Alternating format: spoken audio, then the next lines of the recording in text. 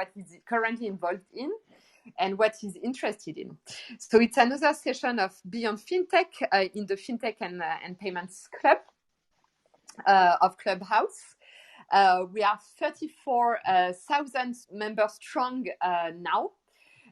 We run basically daily events across the globe. And I run weekly the Beyond Fintech series that essentially explores new trends in fintechs on a weekly basis every Thursday normally, but we did an exception this week in support with James and Darren on a weekly basis, who are my co-hosts. So now a little bit about Spiros and what we will be discussing today, and then I will let Spiros introduce himself and then go with Darren. The session will be 60 minutes long.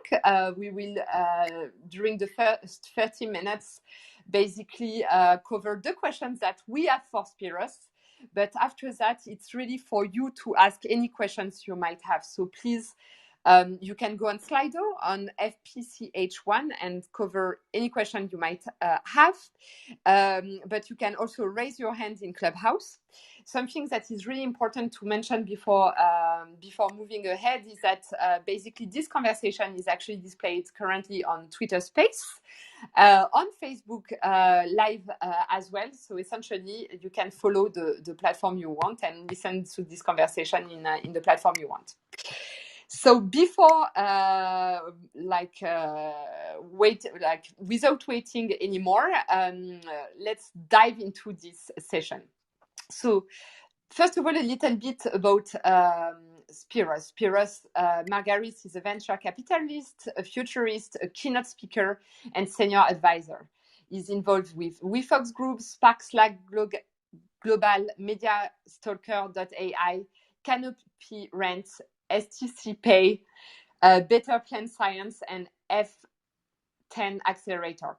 He's also the first international influencer to achieve the Triple Crown ranking, which means that he's #1 international fintech, blockchain, and AI influencer by Analytica. He's also #1 global fintech influencer by Analytica, and is ranked #1 fintech influencer by Refinitiv, which means that essentially is basically a massive fintech influencer, and that's the reason why we are so excited to have him on board, is to get his views tonight around the fintech industry. So Spiros, to start with, could you tell us a little bit about yourself, where you're from, what's your background? First of all, I want to thank everyone for attending, and it's a great honor to be part of this series. And when you talked about me, all these things you said, it makes me a little bit humble. But again, anyway, I always tell everyone, don't be modest in our space, because we have to. Modesty, it's not a good thing. You just have to deliver on your claim. But talking about myself, I grew up in Switzerland. My parents are Greek. I lived in America for 20 years, come originally from the hedge fund industry. By accident, I moved into the fintech space. Like everything else, you start with your first investment, and then these rankings came, and one thing brought the other. And to be involved in 2 unicorns, it's not something you plan. It's just there's also a lot of luck. I think life is a lot about luck and hard work. And yes, that's in a nutshell. That's me. And of course, people will ask some questions afterwards, I hope. But I'll let you, Sophie and Darren, ask those questions you thought of to ask me, and afterwards we will hopefully have some great questions, which I'm certain from our audience. Absolutely. Thank you so much, Spiros. So I like to start with a question taken from your recent article in Sifted. Are fintech's best days behind it? I think the way I answered it there was, I'm an optimist. I think the contrary. I think we're at the beginning. We just, as I said in my article, we covered or we picked the low-hanging fruits, and and we and a lot of great fintech startups done things that, in retrospect, don't impress as much, but what they've done was extremely impressive. They broke new grounds, those challenger banks, payment companies, etc. But what we did is basically we did things incumbents should have done, most of incumbents. And because it couldn't do it, because of legacy thinking, legacy systems, it opened up for opportunities. And also, of course, regulators play also a big part of this. Uh, why was the UK such a great fintech hub? And it still is, because regulators, governments, the industry allowed for great startups to flourish. And when I speak to founders, smaller, bigger, successful ones, sometimes they look back and smile at how they started, in a way naive. But some luck, hard work, and the right moment at the right place is sometimes a great recipe for success. And so I'm 100% certain that we haven't seen anything yet. I think I call it the TikTok moment. People uh, who nobody saw TikTok coming. It's so similar to YouTube, etc., but it's not. It's different, and I think we will have TikTok moments in our industry where we see things, offerings, and we say, "Wow, I didn't see that coming." And I think I'm so deep in the industry, and I think those moments will come, and they will come from different players we haven't seen. We don't know, maybe, or maybe some are already there, but. I can really say that we're still, I don't know, maybe kindergarten, so to speak, and we have much more to see. Yes. Totally makes sense. Could you actually maybe elaborate a little bit about what has been the most striking changes in the industry for you in the past 10 years? I believe in your article you talk about the arrival of the neobanks. You talk about the reinvention of very basic fintech and financial stuff. Can you tell us a bit more about that? What has been the most striking? I think I think the way consumers experience financial services, banking, payment, that has changed. I mean, the customer experience, user experience. I mean, that was a focus in the tech industry, but not in the financial industry, and that has been put, into our industry, and has changed. It gave, like in my TEDx talk, it gave people an opportunity to do certain financial services where it was before maybe only for the privileged one, and that they could send, for instance, money to their relatives, remittances, in a very cheap way, inexpensive.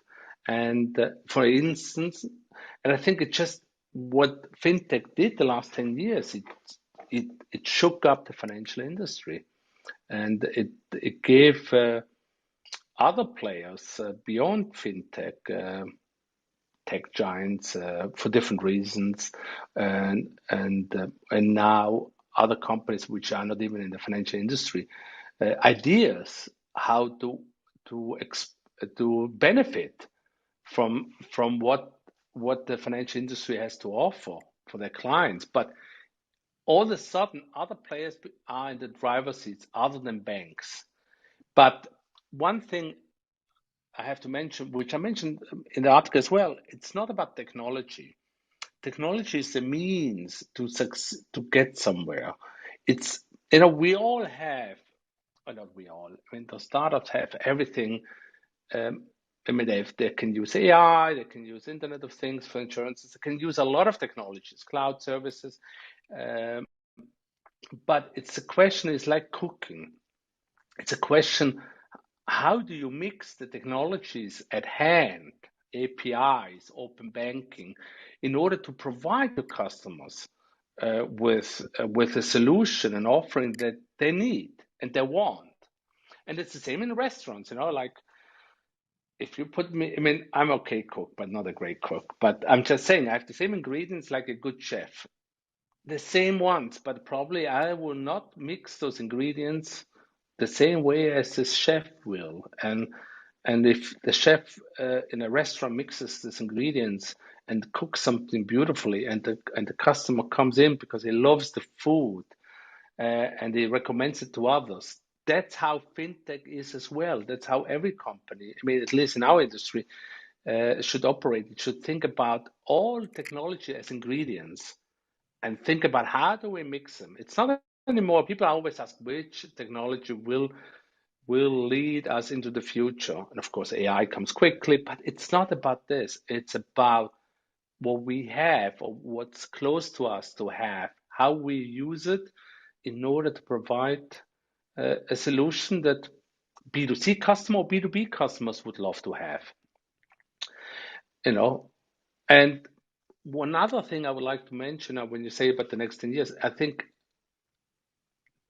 as I said before, the competitive landscape uh, has toughened. You know, it's like what impressed us in the past, this low-hanging fruits. I don't think, you know, it impresses us now. So if somebody says, I'm starting a robo-advisor, I don't think it might make it a bit better one. And maybe something will come in the future that makes the robo-advisor even better. But at the moment, it would not impress me. Or if somebody says, I'm starting a new challenger bank, you have definitely, it's not going to be as easy as it used to be. It hasn't been easy at the beginning, but now people are used to a lot of things, and there's such a lot of it. There's a lot of robo advisors, a lot of challenger banks. So you really have to think, how will you differentiate yourself? Some of those challenger banks, they appeal to kids now, but you have to think about it. But at the end of the day, it's like you're right. I was thinking lately about, I couldn't sleep, and so I was thinking, okay, how could I do a new James Bond movie, which just to fall asleep again? But then I realized everything has been done. There were James Bond for kids, there's James Bond for this, there's Jason Bourne, there's all these kind of things. Same thing in our space.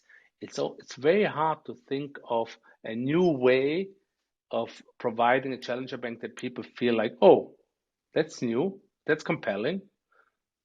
But on the other hand, there are always companies out there that surprise us with exactly coming up with a new offering, a new challenger bank. But to sum this up, this question, I think the low-hanging fruits have been picked. Interesting. Spiros, thank you very much. I've got a follow-up question, but just before I do, Please. I think it's just worth mentioning to everyone. We also have something called Sli.do running. So if you see at the top of the page, you'll see after the question mark, there's Sli.do, and then there's a hashtag. If you log into Sli.do just from any web browser, you don't need to create an account, and put in that hashtag. It will allow you to ask any questions anonymously or otherwise. Perhaps you're in a noisy space, or you've got a question that you'd like to ask someone on the panel. Feel free to use that as an app, and that's there for you to use. So it's Sli.do, and hashtag is FPCH1. So thanks for that. Spiros, a follow-up question to your last answer. Everyone these days is a fintech, right? Whether you're an M&O, whether you're a bank that's digitizing part of their process, whether you're a pure play fintech, whether you're pretty much anything now, everything's a fintech. Who do you think is going to win the war? Who's going to win the fintech war? Is it going to be an M&O? Is it going to be a bank? Is it going to be an incumbent fintech? What do you think? I think it's you just asked me the $1 million question. I think I'm a strong believer, and the older I get, the more I'm in it. It will be a company through the trend we have embedded finance. So basically, it will be one of the winners. Will be a company that doesn't provide financial services originally, but adds financial services in order to satisfy their customers' needs even more. more. But it's very hard to say who's going to be the winner. I think, I mean, of course, MNOs, tech giants, non-financial companies that use financial services companies, that they will definitely benefit because they will take away from that cake that before banks and some financial service companies owned as a whole. I can't tell who will be the winner, but it's definitely tech giants, another fintech company, or MNO you mentioned. But one thing I'm certain is that most banks will be losers, although they will be still around, because their cake is taken away from them. That piece of their cake is taken away from them, and a lot of those players, banks. I'm not against banks are catching up as well. To be fair, but I think they will be less visible and less powerful. There will be like say dump pipes, basically providing services behind the scene, and that can be a successful model, but it's not. I think that pie will be shrinking tremendously. There was a great report also from I think one of the American companies. I forgot now the name, but basically, that just came out this last few days that 200,000 jobs will be lost in America in banking, and basically the analyst said something I can probably relate to it. He probably won't recommend to his kids to go into the financial services for a career. I mean, this is an extreme statement, but I can agree to this. And but it's just to make the point. There will be banks around, and there will be people needed in technology and advising customers in banking services. But the whole field will change. So basically, tech giants will be winners. Big companies that use financial services to add to their service palette. And of course, some fintech players, obviously, they will be around or will be merged into other fintech companies. But those are the three big winners, and banks, they know it as well. It's because banks fight differently, still, but they have caught up. But I think, and I don't want to do bank bashing. It's something for me kind of clear that people won't really care much about them. They won't even care about banks anymore. Actually, they won't care. I would like to talk about this as well. I don't think we won't care much about where the financial solutions are coming from. It's like I have my iPhone. I don't really care behind the complexity behind the iPhone. I just want it to work.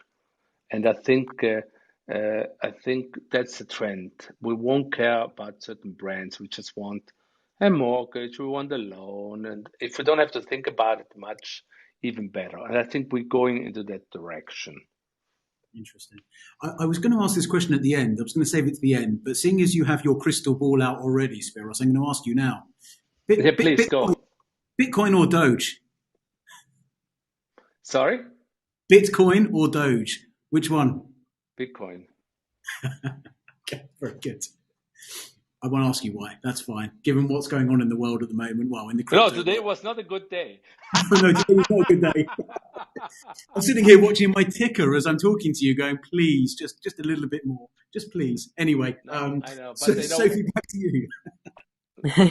You couldn't prevent it, Darren. You really needed to ask, right? No, that's all right. I think that's something that some people's mind. I come from the hedge fund industry originally, and something about Bitcoin, all this crypto, whatever. I mean, if you like it or not, people have to understand. We had this rule, whatever it goes up, it can go down a third of it easily, just volatility. So if it goes 100% up, 30% down, you have to live with this, and it's going to be volatile for a while, but we'll continue. I think. I'm, I'm a big believer in digital currency, crypto, but I don't think people should speculate too much on it. But anyway, it's everyone's choice. Oops. Sophie, you Thank you. wanted to ask me something? No, sorry. I had troubles putting back my mic.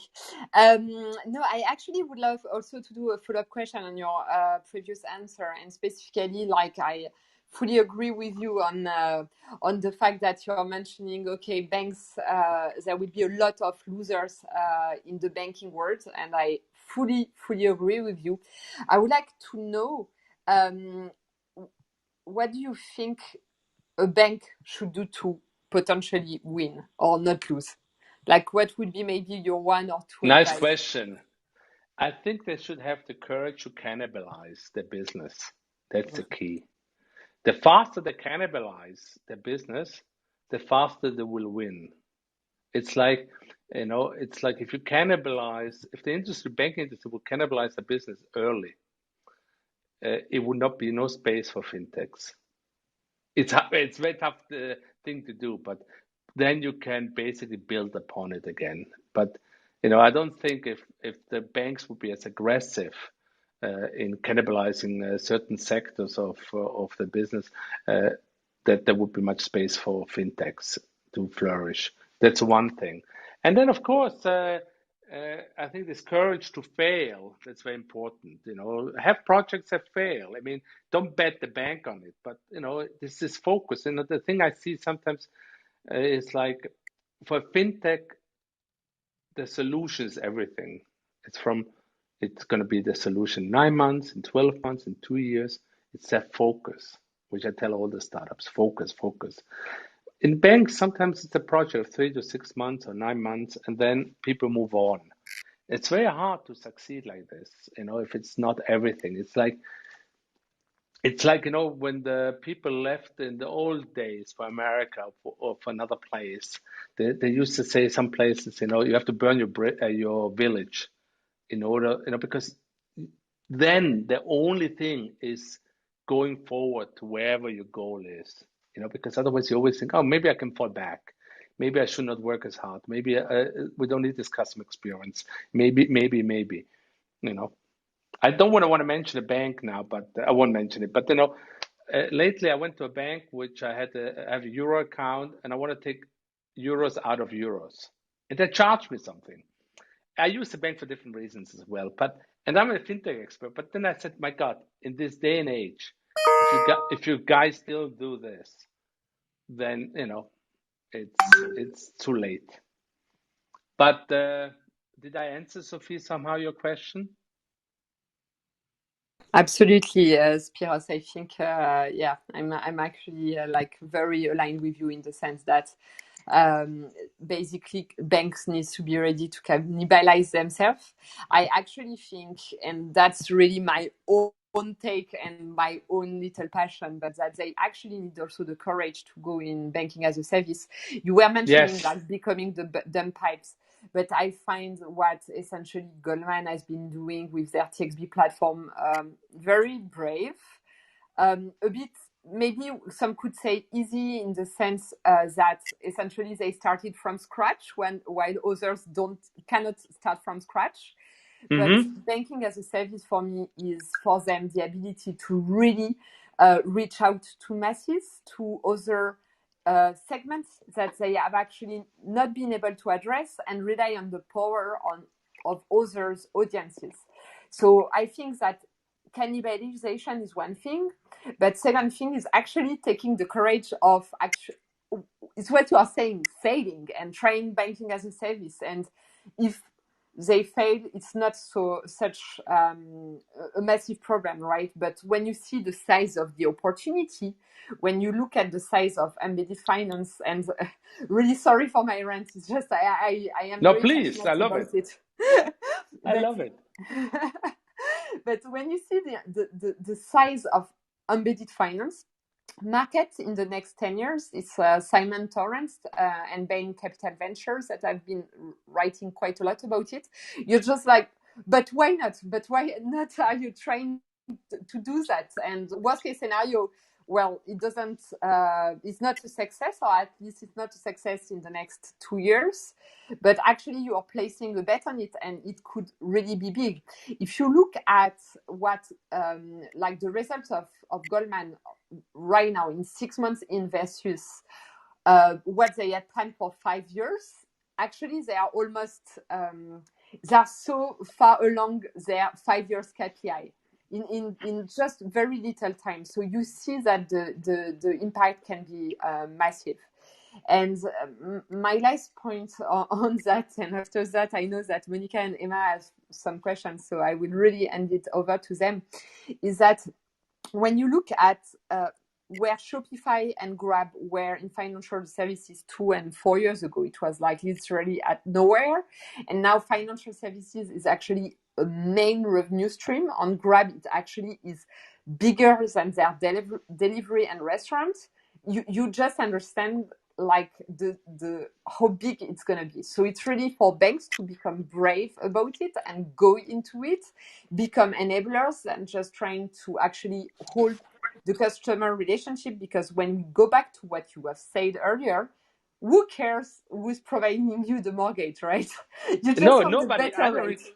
exactly. It's exactly. But there is some problem eventually. I think if we if we solve all the issues and make this customer experience so perfect that we stop thinking, we're going to have this movie like Wall-E, where people forget to think. Like a lot of people can't calculate in their heads. They need a spreadsheet, an Excel, and I think sometime I worry that we will perfect our industry. I mean, fintech, embedded finance, all this stuff to such an extent that we will make stupid people out of our customers because they will not be able to critical think about how do I really need this mortgage, or is this really the best portfolio for my needs? But like everything, too much of a good thing can be a bad thing. But this my 5 cents or 2 cents to this. Sure. Thank you. Sophie, do you mind if I just butt in for a second? Yes, absolutely. I know we have tons of questions actually, so please go ahead. Go ahead. I've never seen Slido this full, so thank you to everyone for posting your questions. But Emma, thank you so much for your patience. Please come up to stage, unmute your mic, and maybe a quick introduction and ask your question or share your perspective. Sure. Thanks, Sophie, Darren, and Spiros. So I am a product business analyst working at a specialist bank in the UK. So I'm working within the Fintech product team. So these discussions have been very interesting. I actually just wanted to touch upon the topic of embedded finance again. And obviously, the key sort of use cases we've been highlighting here is in lending. I think we've got a few in payments as well. And what's interesting about the lending space is I think we see at different parts of the customer journey. It could be things like, consumers looking to borrow at the point of checkout. So retail financing has been quite a big thing, especially with the likes of Klarna, etc. But buy now, pay later. And it's really back to your point, Spiros, about making that customer journey smoother, because people are thinking about their end goals, which is to make that purchase to get the product. And it may just be that financing is the solution along the way. And then we also touched upon how, who would be the big sort of winners, whether it's banks, pure play fintechs, or, tech or consumer tech companies entering this space. Now, the link between the two is largely sort of the embedding of finance, but into these technology companies through the services that they already offer, for example. What challenges do you think they then face in entering this space? So interestingly, it was mentioned earlier that, perhaps people don't really care where they get a mortgage from. But I think the issue of trust is something that big banks had seen post financial crisis, so that tended to be something that people cited as giving rise to interest in fintechs, alternative solutions which people could have trusted more. Do you think big tech companies have an issue or challenge of trust, particularly given the current environment and the sort of things that have been playing out in the news with them? Yes and no. I mean, of course, big tech is getting criticized, but we still use it. I mean, I don't agree with everything Amazon does with its workers, but I still buy stuff there. So it's this. I think the scrutiny that big tech gets for privacy, or how they deploy, how they use their workers, is rightfully there. And it's like, I mean, and we have to address those issues. But I think people are very egoistic about their needs. So if people, maybe it's not pretty what I'm saying, but if somebody is at checkout, they don't really care if it comes from Amazon, the money, or it comes from somewhere. You want just to check out, I mean, I'm not saying for everyone, but I think for, the wish to have this service, to have the loan, to have the credit is bigger than the ethical stand. And if the ethical stand is an issue, you probably will not go shopping there. So if you believe that Amazon, just as an example, and I don't want to point out Amazon as a bad player, but I think if you go there, you know what you know, and you decided to buy there anyway. So, therefore, all I want to say is, at the end of the day, is the wish of your consumer. If you can fulfill their dream, at the end we try to fulfill dreams. That they can buy something fast, or they can get a loan, etc. I think that is superior to all the rest. I don't think it's a good thing, but that's how it is. It's like we know chocolate is not good for us, or something sweet, but we eat it anyway. And there's some sweets I don't like, which I can say no. But if I see the sweet I like, or the food I like, it doesn't matter how it makes me feel afterwards. At the moment, I would take it. I mean, that's my my impression. So coming back to you, I think the game is won by providing great services. And of course, something, Emma, I would like, which I love the way you brought things up. If a company doesn't adhere to certain ethical standards, it will hurt the company. I mean, if a company is not environmental friendly or whatever policies in place, I think that will hurt the company. But then you will address a different customer segment, which want, for instance, another good example, electric cars. People want to do something for environment, probably rather buy an electric car than a regular car. But at the end of the day, once they go to the route of electric car, they will look for the best car, which fulfills their needs. And the same thing here. It's I think tech giants or all the financial service companies like Walmart, that also took some of the Goldman Sachs people from Marcus on board to start a fintech company, but they did it for the underbanked people. So basically, it's I think I hope I answered it. Maybe I lost my thought at the end of the day, but I think at the end of the day, it's about solutions. Absolutely. Solutions, and solutions can be technical, can be emotional, and also attached to a cool brand. You can stand behind it. You say, "Oh, I love to shop there because they do good stuff. They plant trees, or they support charities." But that's at the end of the day. It's like cooking. We're coming back to the ingredients. Great solution, do charity, but you have to mean it, because you can't fool people too long. I think if you mean it and you're credible, they will forgive you a lot of things. That's a really good way to put it. Thanks for that. It's almost saying sort of we have this end goal which users are primarily focused on achieving, and then the means is a solution which can either be technical or emotional/ethical, and that could be a sufficient differentiator for a different market of people who you are targeting, who would look at sort of the means to an end. So that's a really interesting insight. Thanks for that. Thank you, Emma. Yeah. Thank you so much, Emma. I believe that we have now Monica, which is one of the co-hosts of the Fintech and Payments Club, and hosting her own show and stream in Asia, has some questions for you, Spiros. So Monica, please go ahead. Thank you so much, Sophie and Spiros. It's such a pleasure to meet you finally, at least hear you in person. Absolute pleasure. Thank you. So my question was, Spiros, I've been following the APAC space and obviously China and what is happening with regards to fintech regulation. And today we also heard about China trying to stop the not the retail, but any financial institution and bank from indulging in crypto. So this is actually not helped the crypto cause in any way in China, and also they've gone down really hard on the other fintechs which have been rather famous and have led to this huge digital payment surge in Asia.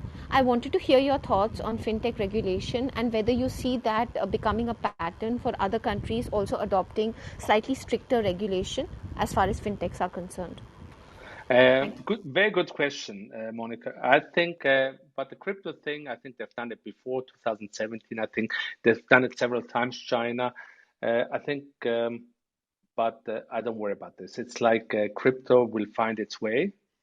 Can you hear me? Hello? Yes, I can. We do. We can Oh, hear I'm you. so sorry. Forgive me. It's like this when you talk on the phone, you think, oh, can they hear me? So coming very quick back to crypto, it's like water. It will find its way. So basically, you can make it a little tougher, but people will use it and need it to use. Like Venezuela, they will find a way to use crypto and invest in it. The next thing, regulation. I think what China does, the financial industry in China would not have advanced as such as it did without the Alibaba, Tencent, and all Jack Ma's of this world. And I don't think in my heart that this tough regulation upon, it's a good thing. Companies need to be regulated, obviously, but if you over-regulate, you will kill innovation, you will kill advancements in the industry. And I think China at the moment they figured out, okay, that's enough innovation we can digest, and they did what they did, and took power away from those people, and a lot of things they will do themselves. But I think it's not a positive for advancing fintech in China. That's my view. I mean, to be fair, they're extremely advanced. I mean, maybe they're almost futuristic advanced, but because they let them run like kids, let them play, and their rules. Rules need to be there, and fintechs are regulated everywhere. And I tell you, if people think they should regulate fintechs even more, they can be only lobbyists, of banks. I think fintechs are regulated, and we don't have to overregulate, because if you overregulate, you will kill fintech or slow it down. The same thing with something else, related to this. We have privacy laws regulating big data, etc. AI. Europe wants to regulate AI, artificial intelligence. What you do is basically you will stop your industry to grow, and they will find a way to grow somewhere else. So I'm for regulation, but regulation and innovation is something very tight, close together. I mean, you can be innovative even with strict regulation, you just can't implement it, because the regulators can stop you, before to grow as a company. But smart regulators know that they should allow some failures, and some, innovative thinking and doing. And even a monetary authority in Singapore once said, which are conservative, and you have to have room for failure, courage for failure. And we have, even with Wirecard, we have to mention Wirecard here quick. It doesn't matter; those things will happen. Like families have black sheep, doesn't mean the whole family is bad. And those things will always happen. If it don't happen, we don't see it. But that doesn't. We should not overregulate. We should protect consumers, but not overregulate. That's my view. And I think China is, I think they didn't do themselves a service by taking this innovation power they had with those founders away through their measures. But maybe they prove me wrong. But we'll see. Monica, did I answer your question? You absolutely did, and it was absolutely wonderful hearing you. I totally agree with everything you said. Thank you so much. Thank you, Monica. Thank you so much, Monica. Anuradha, thank you again for your patience.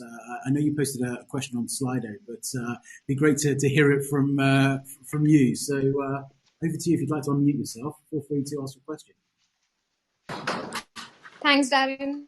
Hi, Spiros. Nice to meet you. Nice to meet you too. I actually had a question on challenger banks. Because of this entire COVID crisis, right? It exposed a lot of vulnerabilities in their business models.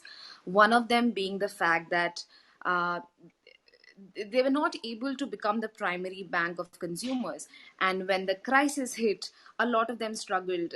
Even we saw a lot of them even have their valuations being slashed down, like Monzo. Yes. Now that the crisis is recovering a little bit, things are improving. But what do you see their future to be like? Are they, is the current business model ready enough to sustain any such crisis? That this is a black swan event, but is their business model now sustainable, or what do you see in terms of the future of challenger banks? I think for a lot of them, the dream is to be bought, and but that ship has sailed, I think, but I must say there's some good challenger banks. I know a lot of good challenger banks out there, but I think even their customers, if they have 5 million customers compared to big incumbents, they're still very small. Banking as a service, as one challenger bank, I don't want to mention it now, also provides. I think that's the solution, and I think it's going to be hard for challenger banks, for a lot of them, but not for all of them. And the thing is, the dream would have been to be bought, I think, for many, not for all. But the banks don't have, a lot of the banks don't have actually the money to do it, because, and maybe it's a tech giant who will think, I mean, if they want to go that way. I'm not even certain the tech giants want to buy challenger bank, basically. They just want to take this pieces they need, lending or whatever. So I think there's going to be tough times for challenger banks, but not for all of them. I mean, Nubank in South America, Brazil, a fantastic job helping the underbanked, non-banked to have banking services. For some, there's a legitimate place because they address a market that the big banks don't need, don't want, but it is a huge market, the underbanked, non-banked. But if you compete with the same service, compete on the same customer base, then it's going to be hard, because a big bank at the moment probably provides them with more services and than a challenger bank does. And the customer experience is getting better too. I mean, then people will say now, hey, Spiros, weren't you saying those banks will diminish in power? Yes, but they will diminish by 1,000 cuts. What I mean is those cuts will come from fintech, from tech giants, from non-financial companies that use financial services. That's the way big banks will diminish in importance. But I don't think that there's a challenger bank at the moment, or very few at least, who incumbents are afraid of. Or maybe I'm wrong, but anyway, it's just my opinion. Thanks a lot for that, Spiros. I really appreciate that, and I agree with what you said. Probably challenger banks are more to encourage the big banks now to innovate and improve. Yes, absolutely. I mean, beautifully said. And I think some of them missed the boat to be sold, when it was so hard to be a challenger bank. But I hope they don't hate me. But I think for most of them, that was the deep exit plan. Thank you so much, Spiros. So before we move into Slido, and anyone in the audience that wants to ask a question real time, please just raise your hands. I would like to finally give the chance to Sarah to ask her question, because she has been waiting for a long time. Thank you, Hi, Sophie. Sarah. Hi, Spiros. I'm calling in from Geneva, and I am working with an impact investor called Responsibility, and I'm looking at how fintech in emerging markets specifically can help financial inclusion. And so, very much agree with your previous statement that fintech so far are really targeting the underserved or unserved or underbanked or unbanked at all population. And so in that case, there's clearly a business case for those companies. But at least in the emerging market, I'm not so familiar with the developed world business models, but in emerging markets, fintechs usually do not have or have in a very limited manner the ability to mobilize deposits, and therefore are still need to rely on the funding of banks. And therefore, the banks are retaining this competitive advantage to have cheaper funding. And what I'm starting to see, and this is on the point on which I would like your opinion, what I'm starting to see is that once the credit worthiness of the unbanked has been discovered, because the fintech have been more progressive, more agile, have built a consumer-facing proposition for the unbanked, then of course those consumers have the aspiration to move on to big banks, and those big banks, once again the credit worthiness has been discovered, those big banks are well positioned, not always, they don't always have a direct relationship with the consumer, but are sometimes well positioned to actually grab those consumers from the fintech and sort of, pull the carpet under the fintech's feet despite all of their investments. I wanted your opinion on that. Is that a trend that we should expect to generalize as? I hope it is a trend, because it should be for both parties. First of all, for the fintech companies to think, okay, we want those customers, and we have to provide, like any startup should always aim for the stars. So gaining those customers and providing those basic services is the one step. But then they should think, hey, there's competitors out there, other incumbents who will go after our clients.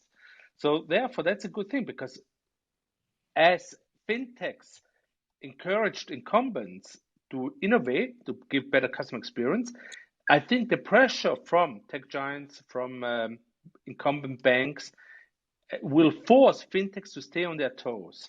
So I'm hopeful that bigger banks are going after those customers, because that forces you as a startup to think, hey, do we really provide the best services, or what else can we provide? It comes back to competition. Competition is a good thing, at least for the consumer. Right. Okay. I hear you. So you are of the opinion that as long as the banks retain a cheaper cost of funding because they can access deposits, which fintech usually can't, they will retain this advantage. Yes, but fintechs will be smart. Usually what I've seen also with some fintechs, they don't invent everything at home. So basically, if they see that this is something missing, they will maybe go to another incumbent and who will provide that missing link. It's not going to be a star incumbent, but somebody else who says, I need this business. I don't really care if they don't know it's me who provides it. Got it. So, yeah. And one thing about this unbanked people, I think I said this in my TEDx talk, I think that's the legacy of fintech, to help people less privileged to have basic financial services, which can indirectly help their families. I think that will be the legacy, and all the rest is like icing on the cake. Thank you, Spiros. Thank you, Sarah. Thank you, Sarah. Thank you, Spiros. We're going to take a few questions now from Sli.do. Asti, I hope I pronounced your name correctly. I know you've posted a couple of questions sort of 20 minutes ago, so I'm going to ask them both to Spiros, and let's see what answers we get. So the first one, how do you see banking and fintech evolving to meet the Gen Z audience? And the second one, what role does branding play for fintech? Oh, nice question. I think I just saw something about the MasterCard. I just read something. I don't want to say something wrong, but one of the credit cards, I think it was MasterCard, that that that realized, and a fintech company realized the market for this with a special credit card offering. Of course, this is just a segment that the fintechs will go after, because it's a marketplace, and if the solution is addressing their needs, I don't see why not. But branding is the key part. What is branding? Branding is trust, and at the end of the day, if you don't have a strong brand, emotional, credible brand, then it's very hard to grow. I mean, I remember once a beautiful case. People love the credit card, the special color, to be part of this kind of community. They did something that others copied afterwards, and the way they did it, at least. And branding is extremely important. Remember, TransferWise called Wise now, when they run out early days. Naked. I mean, there were something skin color, but it looked like naked. And they said, we don't have anything to hide. We're very transparent. We're low fees to do remittances, to send money from one place to another. I think brand is something some do well, some could do better, but it's extremely important. It's not about advertisement. It's about credibility. It's about showing what you stand for, and brand is extremely important because it builds trust. Why do you drink Coke and not Pepsi? Because you like the one brand or the other. I mean, I think it's very important, extremely, and people leave money on the table if they don't pay attention to it. But it's not about marketing dollars. It's about credibility. It's about people.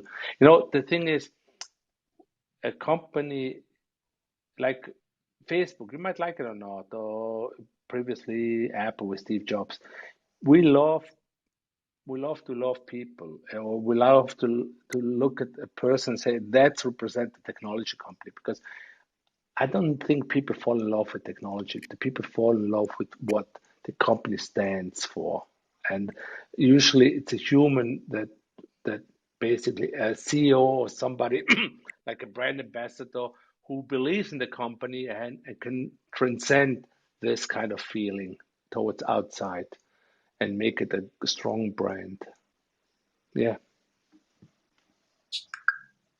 Thank you so much, Spiros. All good. We actually have amazing question on Slido. The next one that I would like to bring forward is, and I think it's something that will touch you a lot. So thank you so much for the person asking for it, even if it's anonymous. It's, with fintech deals becoming bigger and bigger, the question being asked is, when and how do fintechs start making money for their investors? It's a broad one. I think a lot of those fintech companies, not all of them, but it's going to take a long time, and the valuations may be based on something, on the future, and few will succeed as such. It's very tough question, tough. I think it's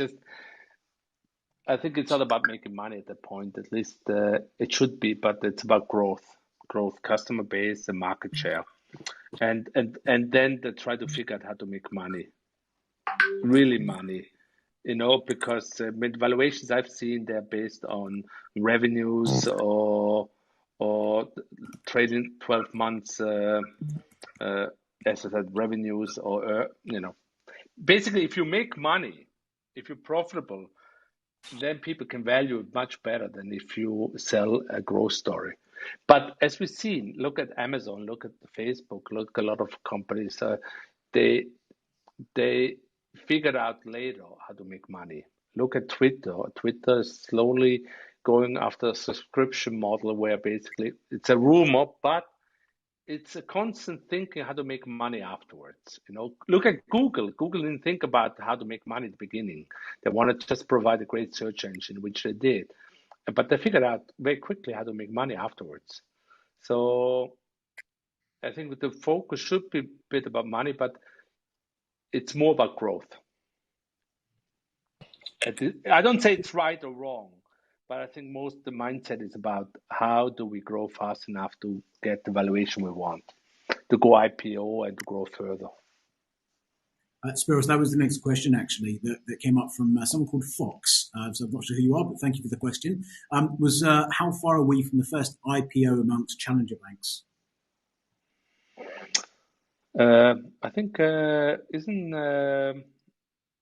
think Revolut is going for it, and as I heard, but it's a rumor. But once those rumors are out, it's like where there's fire, there's smoke. Where there's smoke is fire. I mean, but I think I don't know. It's a question of the I think they're waiting for the right moment, for the right But it's to go IPO is a long process. It takes about 1.5 years. So I think a lot of them are preparing to go IPO, but maybe they're waiting for their numbers to be better or whatever, for the marketplace to be better. I can't tell you exactly when they go, but they will go. But hope to be bought. Okay, thank you. Asti, I do hope I've pronounced your name correctly. Apologies if I haven't. No, Asti, sorry. Sorry. Sorry. Asti's I hope I've got your name right. Otherwise, I'm going to be very embarrassed. But Asti, if you're there and you've got a question, feel free to. I know you asked one on Sli.do, but if you'd like to ask Spiros directly, then feel free to. Please. Okay, thank you for the opportunity, and I appreciate your answers, Spiros. That's amazing. Oh, thank you. So what's your question? Well, I may have a follow-up regarding to Gen Z because I see some opportunities coming up, and especially tailored for Gen Z audience. So I was super interested on how do you see traditional banking evolving towards that Gen Z audience, and what solutions they might be after to offer? I think it will be rather coming from a fintech company, even a newer one, than an incumbent, because these are such fresh trends and they're prominent. And I don't know if the big banks are agile enough to take advantage of it in terms of trying to figure out a way of this group that a lot of, not on the transgender, there's a lot of to think about how can we provide the service they need. So I think a fintech startup will do it first, and once it's successful, the big ones will follow with big dollars and try to capture that kind of market, or even other markets, which were inspired by the success of such offering. I hope I somehow answered. Yes. Thank you. Thank you so much. Thank you. Anurada, I believe you had another question. Oh, thank you, Sophie. Given so many questions on Sli.do, I was not expecting to get another chance.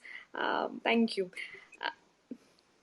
So, Spiros, my question is actually on embedded finance. And probably I'm completely mistaken in assuming this, but I'm going to give it a try. So with embedded finance, since the customer experience in a way will be owned by the techs and other companies which are not fintech necessarily, is it going to erode margins for fintechs? And if yes, like how does it impact on how we think about the valuations, etc., that's been going on? Yes, I mean, competition is probably not a good thing if you're not successful.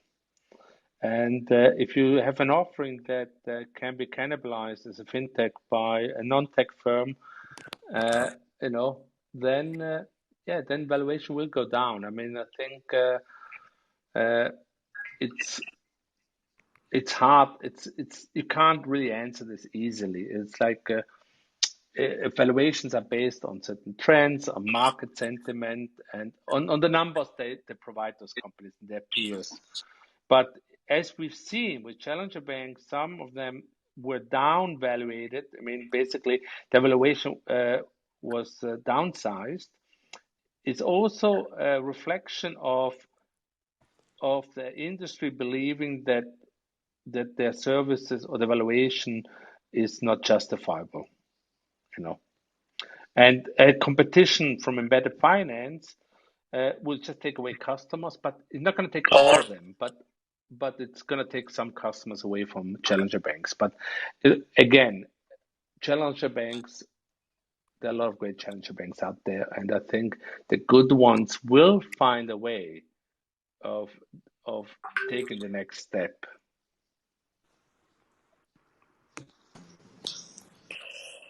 Yes. Thanks, Spiros. Thank you. Thank you so much. So, Spiros, we have a very last question before we wrap up, and it comes from... Make it an easy one. Monica is not known for her easy questions, yet she's known for her knowledgeable questions. So okay, I will let Monica go. Is that okay? I will let Monica go for it. Thank you so much. I'm under pressure, but I will still ask. Spiros, we follow you religiously on Twitter. You're an absolute influencer. You know you're following yourself. Everything that you say, it's almost like Elon Musk, but in the fintech world. So how do you... that's very nice. That's very nice. No, I really mean that. So how do you actually do it? I'm humble. What I tell my startups, I'm very focused and I commit 7 days a week myself to my work. And the last thing I do is the tweets at night. In the morning, the first thing I do before I do breakfast with my wife. But then I'm very focused on my work, and I love it. And I'm very privileged to be where I am. And I've experienced in my life also bad times, like most of us probably. And I know a good thing, and I give it my all. It's like I'm fully committed and focused on my work, and I love it. And it's a privilege like we have today. It's a huge privilege to be able to speak to you and to answer some of the questions.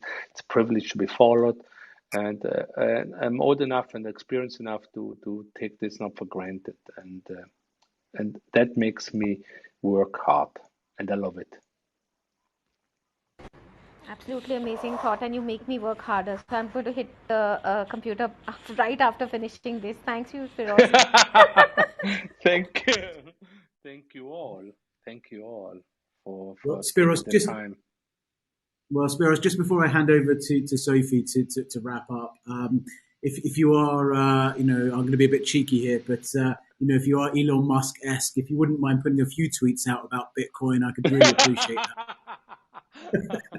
You know what? Darren, something very important to the audience. As much as I like crypto, I also put up things that speak against crypto, against an industry, because it's very important to let the reader and the listener judge what's the right thing to do. I mean, to buy or to sell. But I'm a big believer in crypto, but I also believe we have to listen to the critical voices. Absolutely. Well, look, a big thank you to me. I'm going to pass over to Sophie. Thank you, Darren. Thank you so much, everybody, for this awesome session. Like, so much engagement. Thank you so much for Spiros for giving us his time, being so candid in all his answers. Like, even coping with the most difficult one. The audience certainly hasn't been easy on him tonight. Thank you, everybody from the audience, for asking your questions, like being so engaged as listeners and as a Fintech and Payments Club team. As usual, and before I give the final word to Spiros in this room, I would like just to invite you to essentially like come in our regular weekly events at the Fintech and Payments Club. The team is working so hard put great content together for you. As usual, I'm running all my Beyond Fintech sessions on a weekly basis. So the next one that we will be running with the team will be next week with Lex Sokolin, and we will be talking actually on his view around embedded finance and the hot topic of tonight's crypto. So I hope that Darren will talk and join again next week to actually put Lex in comfortable again. And Lex is such a great mind. I mean, this Lex is unbelievable. Thank you so much. So I hope you join the session next week as well, Spiros. But before we actually close the room, is there anything you would like to mention to the audience or anything? Stay foolish. It's not my saying, but stay hungry, stay foolish. I remind myself of this, and we all should do this in our lives. It's a Steve Jobs quote, but that's what I would like to tell everyone. Stay hungry, stay foolish, and thanks a lot for having me. Thanks a lot. Thank you very much. Good evening, everybody. Thank you for the awesome Fintech and Payments Club team. Nothing would be really possible without you. So a really big thank you to Monica and Rada, Sarah, Darren, James, everybody, and thank you, Spiros, for your time and all your answers tonight. Bye bye, everybody, and talk to you Bye bye. next week. Thank you. Bye.